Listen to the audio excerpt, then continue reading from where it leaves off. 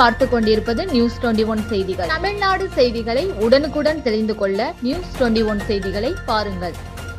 மாரண்ட அள்ளி பேரூராட்சியில் உங்களுடன் ஸ்டாலின் திட்ட முகாமில் மாவட்ட ஆட்சியர், தருமபுரி எம்பி பங்கேற்று நலத்திட்ட உதவிகளை வழங்கினர்.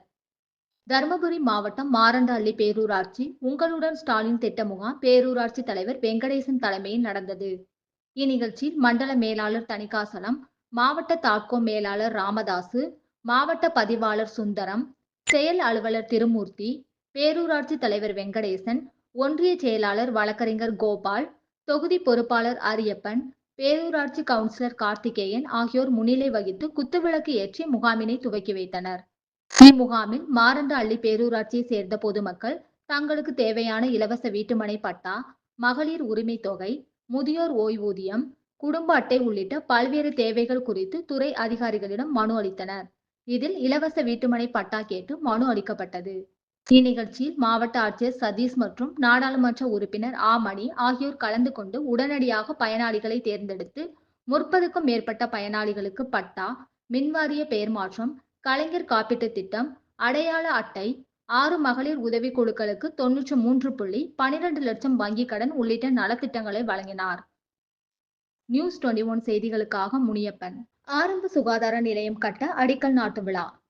ராணிப்பேட்டை மாவட்டம் கலவை அடுத்த அல்லலாச்சேரி ஊராட்சியில் ரூபாய் 45 லட்சம் மதிப்பீட்டில் ஆரம்ப துணை சுகாதார நிலையம் அமைக்க அடிக்கல் நாட்டு விழா நடைபெற்றது. இந்த நிகழ்ச்சிக்கு சிறப்பு அழைப்பாளராக ஆற்காடு சட்டமன்ற உறுப்பினர் JL ஈஸ்வரப்பன் கலந்து கொண்டு பூமி பூஜை செய்து அடிக்கல் நாட்டு விழாவை துவக்கி வைத்தார். உடன் திமிரி ஒன்றிய குழு பெருந்தலைவர் அசோகன், ஒன்றிய குழு துணைத் தலைவர் கீழ்பாடி ரமேஷ், அல்லாளச்சேரி தலைவர் மைத்திலி ரங்கநாதன் மற்றும் அரசு அதிகாரிகள் கலந்து கொண்டனர். நியூஸ் 21 செய்திகளுக்காக பாஸ்கர். ஓணம் பண்டிகை கொண்டாட்டம்.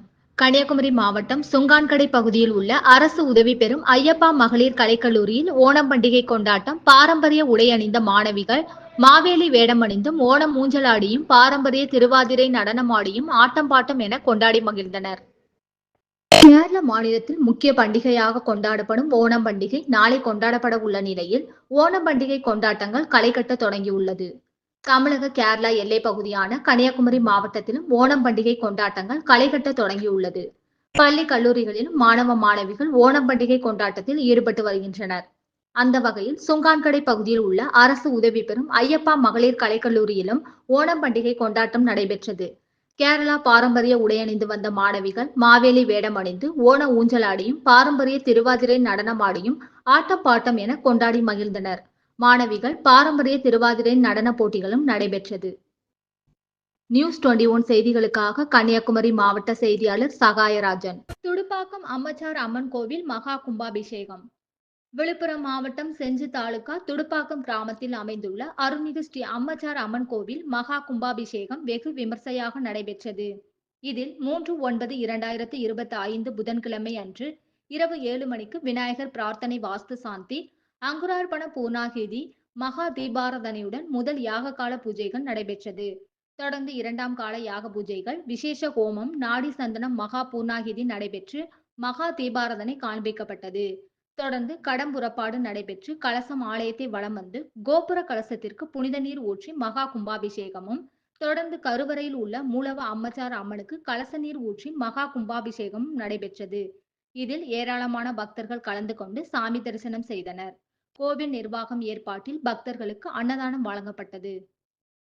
நியூஸ் 21 செய்திகளுக்காக அருண் பிரகாஷ். ஓம் சக்தி போற்றி, ஓம் அம்சார் அம்மன் சக்தி போற்றி. விழுப்புரம் மாவட்டம் செஞ்சி வட்டம் துடுப்பாக்கம் கிராமத்தில் எழுந்தருளிருக்கும் ஸ்ரீ அருள்பாலிக்கும் அம்சார் அம்மனுடைய ஆலயம் மிக சீரும் சிறப்புமான முறையில் அமைத்து இன்றைய தினம் சரியாக 9 மணிக்கு மேல் 10:30 மணிக்குள்ளாக சுப லக்னத்திலே இந்த கும்பாபிஷேகம் சிறப்பாக நடைபெற்று ஊர் பொதுமக்கள் குலதெய்வர்கள் அனைவரும் சேர்ந்து இந்த கும்பாபிஷேகத்தை சிறப்பாக நடத்தினார்கள். விழுப்புரம் மாவட்டம் செஞ்சி தாலுகா துடுப்பாக்கம் கிராமத்தில் எழுந்தருளியுள்ள அம்சார் அம்மன் ஆலய மகா கும்பாபிஷேகம் மிக சிறந்த முறையில் நடைபெற்றது. கிராம பொதுமக்கள் முன்னிலையில் 100 வருஷம் பழமை வாய்ந்த கோயில் இது. இந்த கோயில் சக்தி வாய்ந்த கோயில் இது. இதை வழிபடுறவங்களுக்கு திருமண தடை இதெல்லாம் நீங்கும், படிப்பு எல்லாம் நல்ல மாதிரியாக வரும், குழந்தை பாக்கியம் வேண்டவங்களுக்கு குழந்தை பாக்கியம் கிடைக்கும். செஞ்சி வட்டம் துடுப்பாக்கம் கிராமத்தில் எழுந்தருளியுள்ள அம்மச்சார் அம்மன் திருக்கோயிலில் கும்பாபிஷேக ஆராதனை நடந்து சிறப்பாக நடைபெற்றது. 10 மணி அளவில் இந்த அம்மச்சார் அம்மனின் 100 ஆண்டு காலமாக இது பழமை வாய்ந்த ஆலயமாக இருந்தது. இப்போது நல்ல முறையில் சிறப்பாக நடைபெற்றது. இது எல்லா குழந்தை பாக்கியம் கல்யாணம் ஆகாதவங்களுக்கு எல்லாருக்கும் நல்ல ஒரு வரம் தரும் ஆலயமாக இருக்கிறது. சக்தியுள்ள அம்மன் ஆலயம். ராணிப்பேட்டை மாவட்டம் கோட்டாட்சியர் அலுவலகத்தில் மனு அளித்த ஊர் பொதுமக்கள். ராணிப்பேட்டை மாவட்டம் சாத்தூர் கிராமத்தில் நேற்று நடைபெற்ற உங்களுடன் ஸ்டாலின் திட்ட முகாமில் உப்புப்பேட்டை பகுதியை சேர்ந்த வெங்கடாபதி என்பவருக்கும் கிராம நிர்வாக அலுவலர்கள் மற்றும் காவல் உதவி ஆய்வாளர் ஆகியோருக்கிடையே ஏற்பட்ட தகராறு வீடியோக்கள் பரபரப்பாக வைரலாகி வரும் நிலையில் தற்போது சாத்தூர் கிராமத்தை சேர்ந்த நபர்கள் தொடர்ந்து சாத்தூர் கிராமத்திற்கு வரக்கூடிய அதிகாரிகளை மிரட்டுவது மற்றும் அரசு திட்டங்களை கெடுக்கும் விதமாக செயல்பட்டு வருவதாக கிராமத்திற்கு அவப்பெயர் ஏற்படுத்தும் வகையில் வெங்கடாபதி செயல்பட்டு வருவதாக புகார் தெரிவித்து ராணிப்பேட்டை கோட்டாட்சியரிடம் நடவடிக்கை எடுக்க வேண்டும் என கோரி மனுவினை வழங்கியுள்ளனர். உங்களுடன் ஸ்டாலின் முகாம் நடைபெற்றது. சிவகங்கை மாவட்டம் கள்ளல் ஒன்றியத்துக்கு உட்பட்ட கள்ளல் அரண்மனை சிறுவயல் கிராமத்தில் நடைபெற்ற உங்களுடன் ஸ்டாலின் சிறப்பு முகாமில் கள்ளர் திமுக ஒன்றிய கழக செயலாளர் நெடுஞ்செழியன் கலந்து கொண்டு பொதுமக்களுக்கு சான்றிதழ்களை வழங்கினார். உங்களுடன் ஸ்டாலின் எனும் சிறப்பு முகாமில் திமுக நிர்வாகிகள் பனங்குடி ஜோசப், முத்துராமன், ராஜா, சரவணன் உள்ளிட்ட திமுகவினர் மற்றும் அரசு பல்வேறு துறை அலுவலர்கள் கலந்து கொண்டனர். நியூஸ் 21 செய்திகளுக்காக தினேஷ்குமார். மாட்டுவண்டி பந்தயம் நடைபெற்றது. சிவகங்கை மாவட்டம் கீழக்குளம் ஓட்டக்குளம் அருள்மிகு அழகுநாச்சி அம்மன் முளைப்பாரி திருவிழாவை முன்னிட்டு மாமன்னர் மருதுபாண்டியர் பேரவை சார்பில் மாட்டுவண்டி மற்றும் குதிரை வண்டி பந்தயங்கள் நடைபெற்றது. பல்வேறு மாவட்டங்களில் இருந்தும் குதிரை மற்றும் மாட்டு வண்டிகள் ஏராளமானவை கலந்து கொண்டன. விழா ஏற்பாடுகளை கீழக்குளம் ஓட்டக்குளம் கிராமத்தினர் சிறப்பாக செய்திருந்தனர். நியூஸ் 21 செய்திகளுக்காக தினேஷ்குமார். காட்டுமன்னார் கோவில் அருகே உள்ள மிகப்பெரிய ஏரியான வீராணம் ஏரி நடப்பு ஆண்டில் 5வது முறையாக முழு கொள்ளளவை எட்டி கடல் போல் காட்சி அளிக்கிறது. கடலூர் மாவட்டம் காட்டுமன்னார் கோவில் அருகே லாலாப்பேட்டையில் உள்ளது வீராணம் ஏரி. இந்த ஏரி கடலூர் மாவட்டத்தில் மிகப்பெரிய நீர் ஆதாரமாகவும் விவசாய பயன்பாடு மற்றும் உள்நாட்டு மீனவர்கள் வாழ்வாதாரமாக விளங்கி வருகிறது. இந்த ஏரியின் மூலம் 34 பாசன மதகுகள் வழியாக 44,856 ஏக்கர் விளைநிலங்கள் பாசன வசதி பெறுகிறது. இது தவிர சென்னை மக்களின் குடிநீர் தேவைக்காக வினாடிக்கு 73 கன அடி அனுப்பப்பட்டு வருகிறது. இந்த ஏரியானது கடந்த ஜூலை 25ஆம் தேதி 4வது முறையாக நிரம்பியது. இதற்கிடையே தற்போது இன்று காலை நிலவரப்படி வீராணம் ஏரி 5வது முறையாக முழு கொள்ளளவை எட்டியுள்ளது குறிப்பிடத்தக்கது. மேலும் நடப்பாண்டில் 5வது முறை என்பதும் குறிப்பிடத்தக்கது. இது குறித்து பொதுப்பணித்துறை அதிகாரிகள் தெரிவிக்கையில், கடந்த சில நாட்களாக பெய்த கனமழை காரணமாக மேட்டூர் அணை முழு கொள்ளளவை எட்டியது.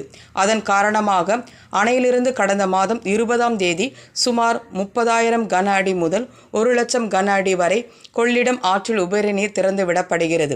இதனால் கீழணையிலிருந்து பல்வேறு ஓடைகள் மதகுகள் வழியாக வீராணம் ஏரிக்கு 700 கன அடி நீர் வரத்து இருந்து வந்து கொண்டிருக்கிறது. அதன் காரணமாக வீராணம் ஏரி தற்போது 5வது முறையாக முழு கொள்ளளவான 47.50 அடியை எட்டியுள்ளது.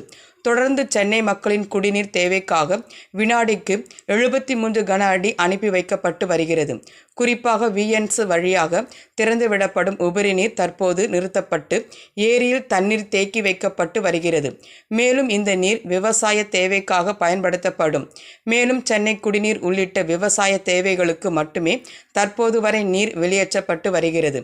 மேலும் ஏரியின் பாதுகாப்பு கருதி அதிகாரிகள் ஏரியின் மதகு கரைகளை ஆய்வு செய்து வருகின்றனர் என பொதுப்பணித்துறை அதிகாரிகள் தெரிவித்தனர்.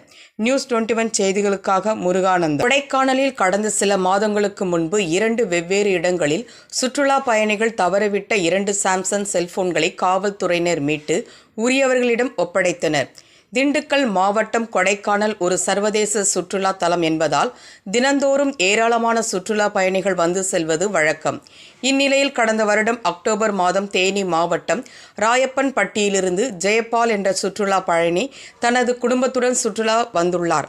அப்பொழுது செட்டியார் பூங்கா அருகே தனது சாம்சங் செல்போனை தவறவிட்டுள்ளார். இதனை அடுத்து தனது செல்போன் தவறவிட்டதை குறித்து காவல் நிலையத்தில் புகார் அளித்தார். இதன் அடிப்படையில் காவல்துறையினர் செல்போன் ஐடியை டிராக் செய்ததில் மதுரை மாவட்டம் பேரையூரில் உள்ள செல்போன் கடையில் விற்பனை செய்ததை தொடர்ந்து காவல்துறையினர் கண்டறிந்து காவல் நிலையத்திற்கு கொரியர் மூலம் கொடைக்கானலுக்கு வரவழைக்கப்பட்டுள்ளது. இதேபோல கடந்த மே மாதம் மதுரை நெறிமேடு பகுதியைச் சேர்ந்த பிரேம் ஆனந்த் என்பவர் தனது குடும்பத்தினருடன் கொடைக்கானலுக்கு சுற்றுலா வந்துள்ளார். அப்பொழுது சாம்சங் செல்போன் பூம்பாறை பகுதியில் தவறவிட்டுள்ளார்.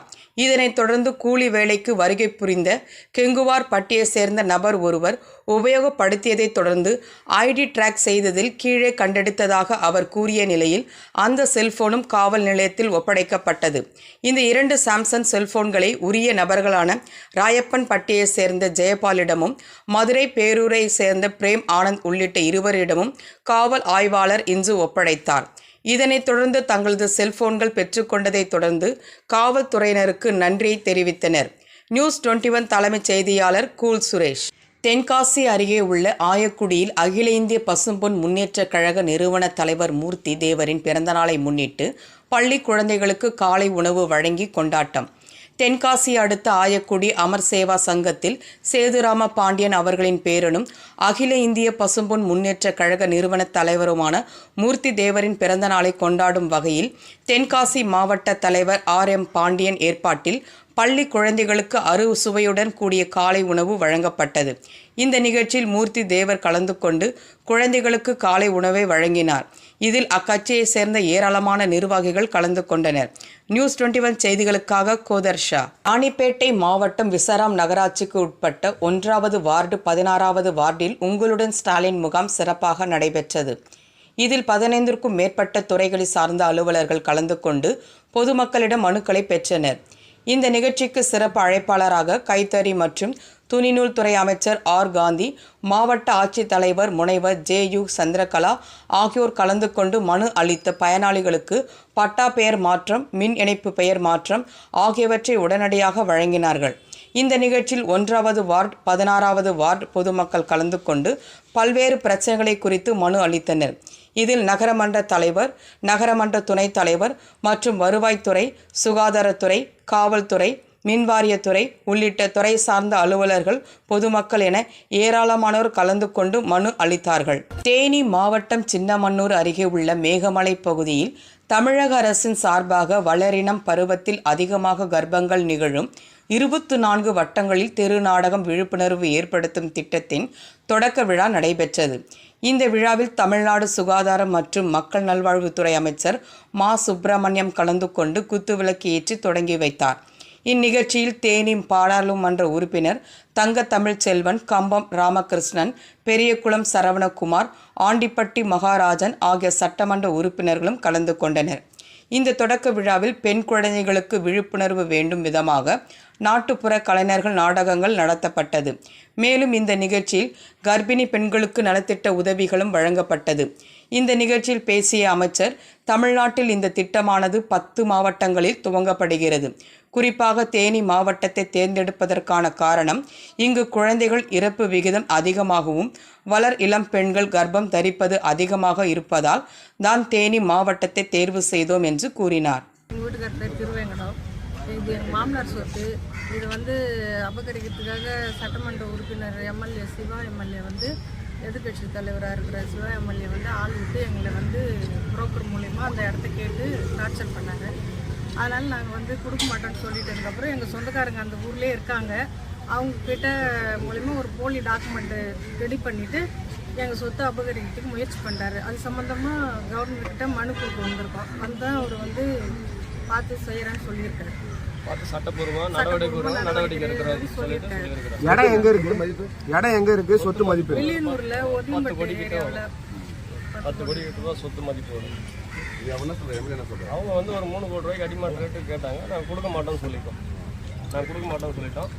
இது சம்மந்தமாக நாங்கள் இடத்துக்கு போனோம், புகார் கொடுத்தோம். அந்த இடத்த ஓட்டக்கூடாதுன்னு சொன்னோம். விழிநூறு காவல்துறையில் நாங்கள் புகார் அளித்தோம். அதை மீறி அவங்க உழவெல்லாம் ஓட்டியிருந்தாங்க. ஓட்டக்கூடாதுன்னு சொல்லும்போது அவர் ஃபோன் மூலிமா அவர் வில்லியனூர் காவல் நிலையத்தில் பேசினதுக்கான ஆதாரம் என்கிட்ட இருக்குது. அவர் தலையிட்டு அதை எல்லாத்தையும் ஸ்டாப் பண்ணி அவங்களுடைய அடியாட்கள் அனுப்பிச்சு அந்த எங்கள் இடத்துல நட்ட கல்லெல்லாம் பிடுங்கி போட்டாங்க. சிவாமல் அளவு எவ்வளோ? 7 ஏக்கர் 10 கோடி ரூபா. ஆமாம் கிடைக்காது. நாங்கள் கொடுக்க மாட்டோம்னு சொல்லிட்டோம். சொத்து இவங்க பேரில் இருக்கு. சாத்தலை ஒரு போலி அன்ரிஜிஸ்டர்ட் டாக்குமெண்ட் வச்சு வில்லியனூரில் கொடுத்துருக்காங்க. அந்த டாக்குமெண்ட் எங்ககிட்ட கொடுக்கல, வில்லியனூர் ஸ்டேஷன் வில்லியனூர் காவல் நிலையத்தில் கொடுத்துருக்காங்க. ஆளுநர் அவர்கள்கிட்ட நாங்கள் மனு கொடுத்துருந்தோம். அவர் சட்டப்பூர்வமாக நடவடிக்கை எடுத்து எங்கள் நிலத்தை மீட்டு கொடுக்குறேன்னு சொல்லிட்டு உறுதி அளிச்சுக்கிறார்.